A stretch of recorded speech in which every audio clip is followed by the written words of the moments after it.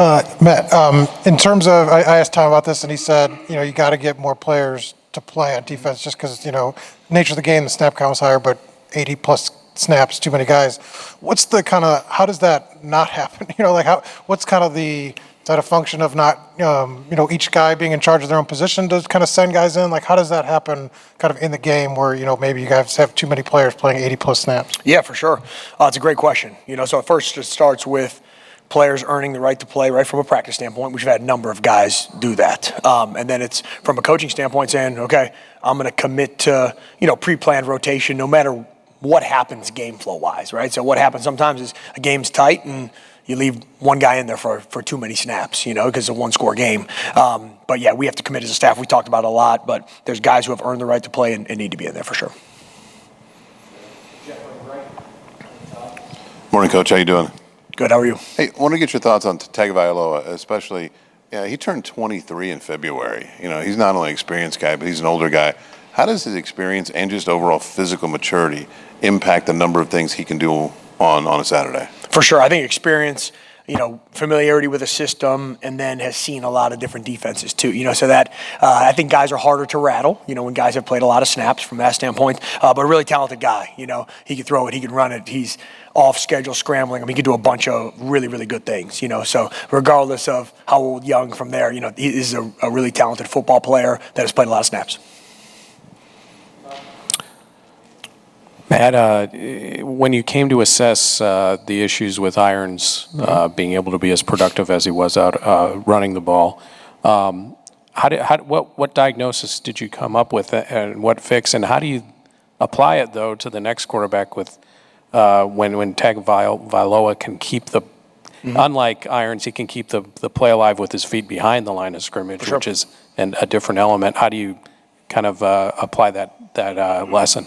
For sure. So it starts with design, right? So what's the intention of a game plan going in, and what is the amount of pressure and risk involved at times versus not, right? So that's, as a staff, we talk about that, right? So if you look at from the game, there were times that we took calculated risks to create pressure and it resulted in takeaways. There's times that we did that as well, and we weren't as disciplined as we needed to do from a rush lane standpoint, right? And then you don't have eyes on him from there. So I always take full responsibility for everything, right? What's the design, and then how well is it executed to get the result that you want, And we know we've got a big challenge on our hands this week from a quarterback that can create off schedule, and he can run the ball, he can throw the ball, and then he can do both those things, when it all breaks down. So, we have to be really disciplined with the way that we're containing the quarterback for sure. Staying on your right, and Zach. So obviously late in the game, Lorenzo Lingard rips off that 71-yard run that happened in the game. So kind of a two-part question. Just first, what kind of specifically happened on that play where he was able to break that in this 2 weeks in a row where defense played pretty well, but had a few problems with explosive plays. Jamari Thrash against Louisville, Lingard against Akron. So what can you do to kind of just solve that issue? Yeah, for sure. That can't happen in that situation. 17-10, 4 minutes left, right? With your defense out there expected to get a stop.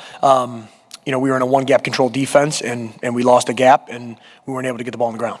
So that's, simply put, that's what happened, right? So when you're in those one-gap control defenses, everybody has a responsibility to do their job. And if it does break through, then that's when you have secondary pieces to be able to down the ball, and we obviously did not do that in that situation. So we address it head on, and we make sure it doesn't happen.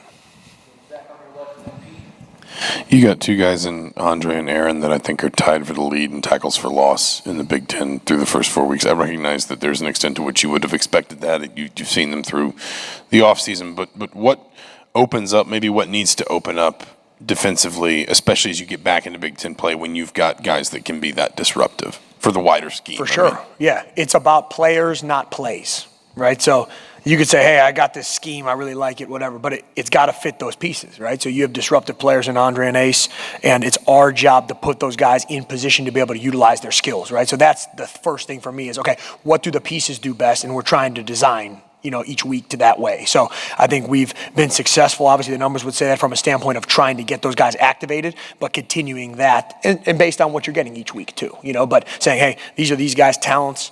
Let's make sure we can cut these guys loose. Yeah, Matt, when you look at the Lou Moore and the way he's played, progressed, coming from a receiver background initially to now, assess the way he's played, and what do you see the ceiling with him? Yeah, you saw the receiver skills, obviously, right? The ability to go get the ball and then the return capability, And Lou, to me, from my initial time here, was not a starter in the defense, right? And continued to earn that over time, And to me has been a guy that's been on the rise, and I expect him to play the way that he's playing and improve in the areas that he needs to improve as well. Yeah, similar subject with Phillip. Sorry, leads the league in interceptions right now. Currently, I'm curious your initial reaction upon meeting him. March, April, kind of throughout the entire spring, and then how would you kind of evaluate his, first 4 weeks so far? For sure, yeah. So the first thing is you meet these guys, you're able to watch the film that you have and the talent. You can see the talent, right? He's got length, range, athleticism, ball skills. He has those things, right? What needed to improve, and I've said it before to you guys, right, is the consistency from that standpoint. And he's earned that. Again, not a guy that was a starter at first, right, and has earned that because he's been consistent at practice. So, like, if you talk about a Lou or you talk about a Phillip, like the performance doesn't surprise me because it's what happens at practice, right? So if there's a breakdown at practice, there's a breakdown of the game, right? If there's good things at practice, there's normally good things in the game. You know what I mean? So we can predict from that standpoint, but those guys have been productive on the football throughout camp, and those are probably the guys that have the most interceptions in, every one of our practices from our defense, right? And so that's happened in games. Looking back to both the Louisville game and then Saturday as well, you mentioned that in the Louisville game there were some individual breakdowns that kind of brought down the entire unit. With a couple, specifically in the defensive backfield, facing a pass-heavy offense like Maryland has, what has the film shown as to why some of those breakdowns are happening and how can they be contained? From our film? Yeah. Yeah. So, I think you have to be very objective and call everything out for exactly what it is with the guys. I try to be a truth teller in their life with everything. And you say, okay, the only way you have great defense is you have 11 pieces functioning as one. You're operating like a machine, right? Any breakdown, in a car and whatever it is, then it doesn't function as well as it can, right? So effort covers up some of those mistakes. There's mistakes on plays that look like successful plays, right? But there's effort and there's swarm to the football and mentality, and that can cover some of those things.